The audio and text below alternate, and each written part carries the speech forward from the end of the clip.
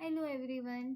आज हम corporate finance के एक वेरी इंपॉर्टेंट टॉपिक पर बात करने वाले हैं, protection of creditors and preferential payments. जब भी कंपनी बिजनेस करती है वो सिर्फ शेयर होल्डर्स के पैसे से काम नहीं करती। बहुत बार कंपनी लोन लेती है, गुड्स क्रेडिट पर खरीदती है या सर्विसेज बाद में पेमेंट करने के प्रॉमिस के साथ लेती है। यही लोग क्रेडिटर्स कहलाते हैं और इनकी प्रोटेक्शन कॉर्पोरेट लॉ का एक मेजर ऑब्जेक्टिव है। वो आर क्रेडिटर्स। सिंपल वर्ड्स में क्रेडिटर्स वो पर्सन या इंस्टीट्यूशन होता है जिसने कंपनी को पैसा, गुड्स या सर्विसेज दिए हो और फ्यूचर में पेमेंट एक्सपेक्ट करता हो। एग्जाम्पल्स: बैंक जो लोन देता है, सप्लायर जो गुड्स क्रेडिट पर देता है, गवर्नमेंट जिसे टैक्स देना होता है। कंपनी की बैलेंस शीट में ये अमाउंट लायबिलिटी के फॉर्म में शो होता है, यानी कंपनी उनका पैसा लीगली देने की जिम्मेदारी होती है। Rights of creditors. क्रेडिटर्स के कुछ इम्पोर्टेंट लीगल राइट्स होते हैं। उन्हें कंपनी के फाइनेंशियल डॉक्यूमेंट्स देखने का राइट मिल सकता है। अगर कंपनी उनका पैसा नहीं देती तो वो वाइंडिंग अप पिटीशन फाइल कर सकते हैं। कुछ केसेस में स्पेशली सिक्योर क्रेडिटर्स कंपनी के डिसीजन पर भी इन्फ्लुएंस होता है, यानी क्रेडिटर्स सिर्फ पैसिव पार्टी नहीं है, उन्हें लीगल प्रोटेक्शन मिलती है। Protection of creditors by company. Company को हर साल एनुअल अकाउंट्स और बैलेंस शीट प्रिपेयर करनी होती है। ये डॉक्यूमेंट रजिस्ट्रार ऑफ कंपनीज के पास फाइल किए जाते हैं। क्रेडिटर्स को ट्रांसपेरेंसी मिलती है। अगर कंपनी फ्रॉड करे या पैसा ना दे, क्रेडिटर कोर्ट में वाइंडिंग अप पिटीशन फाइल कर सकता है। Protection by government. गवर्नमेंट भी क्रेडिटर प्रोटेक्शन इंश्योर करती है। सीबी डिस्क्लोजर रिक्वायरमेंट्स इम्पोज करता है। इनसाइडर ट्रेडिंग रेगुलेशन फ्रॉड को रोकने के लिए बनाए गए हैं। ROC registration system transparency maintain करता है, यानी गवर्नमेंट सुपरविजन भी इम्पोर्टेंट रोल प्ले करता है। Need for creditor protection.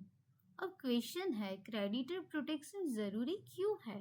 सबसे पहला रीज़न है नॉन पेमेंट का रिस्क। अगर कंपनी बैंक करप्ट हो जाए तो क्रेडिटर का पैसा अटक सकता है। दूसरा रीज़न है अनफेयर ट्रीटमेंट को रोकना। और तीसरा रीज़न है फ्रॉड और फ्रॉडुलेंट ट्रांजैक्शंस को स्टॉप करना। इससे फाइनेंशियल स्टेबिलिटी मेंटेन होती है। Case law. Nirav Modi Punjab national bank fraud case. आप सबने सुना होगा नीरव मोदी केस के बारे में। उन्होंने फेक लेटर्स ऑफ अंडरटेकिंग के थ्रू पंजाब नेशनल बैंक से 11,400 करोड़ का फ्रॉड किया।